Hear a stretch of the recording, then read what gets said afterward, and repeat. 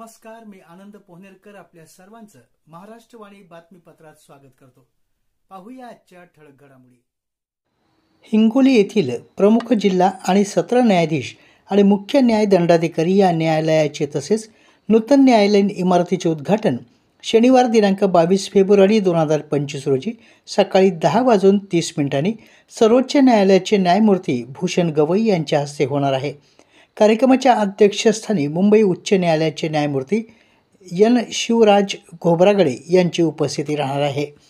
प्रमुख अतिथी म्हणून सर्वोच्च न्यायालयाचे न्यायमूर्ती प्रसन्न वराळे, मुंबई उच्च न्यायालयाचे मुख्य न्यायाधीश न्यायमूर्ती आलोक आराधे, न्यायमूर्ती रवींद्र घुगे, न्यायमूर्ती नितीन सांबरे, न्यायमूर्ती नितीश सूर्यवंशी, परभणी येथील प्रमुख जिल्हा आणि सत्र न्यायाधीश उज्ज्वला एम. नंदेश्वर, नवीन न्यायिक जिल्ह्याचे पहिले प्रमुख जिल्हा आणि सत्र न्यायाधीश म्हणून नियुक्त करण्यात आलेले तुफान सिंग एस. अकाली हे उपस्थित राहणार आहेत.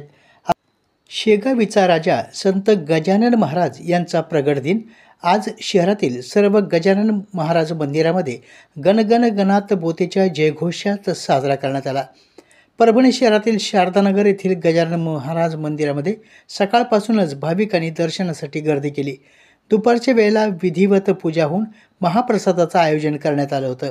शहरातील कौस्तुभ मंगल कार्यालय या ठिकाणी मागील 8 दिवसापासून संत गजानन महाराज यांच्या प्रगट दिनाचं औचित्य साधून धार्मिक कार्यक्रमांचं आयोजन करण्यात आलं होतं.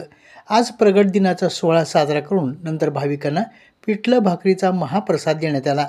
या प्रसंगी भाविक मोठ्या संख्येनं कार्यक्रमासाठी उपस्थित होते.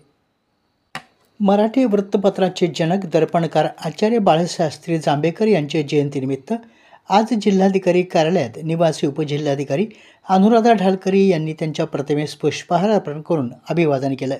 यावेळी जिल्हा नियोजन अधिकारी किशोर सिंह परदेशी, जिल्हा माहिती अधिकारी प्रमोद धोंडगे, सहाय्यक जिल्हा नियोजन अधिकारी बालासाहेब चौलकर, नायब तहसीलदार शीतल कछवे आदी अधिकारी पदाधिकारी उपस्थित होते.